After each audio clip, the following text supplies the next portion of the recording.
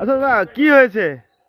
আমরা বর্ডার পার করে আপনার পাম্পে শুয়েছিলাম, শুয়ে 3টের সময় উঠে আস্তে আস্তে মানে বক্সিয়ার বর্ডার পার করে? বর্ডার পার করে আমরা শুনলাম, ভোর 3টের সময় উঠে আসছে ধীরে ধীরে, আমার পেছনে এসে ঠুকে দিল।